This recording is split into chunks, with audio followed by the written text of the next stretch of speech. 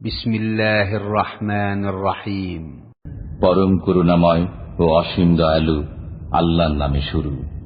কুল ইয়া আইয়ুহাল কাফিরুন লা আ'বুদু মা তা'বুদুন ওয়া লা আনতুম আবিদুন মা আ'বুদু ওয়া লা আনা আবিদুম মা আবাদতুম ولا أنتم عابدون ما أعبد لكم دينكم ولي دين।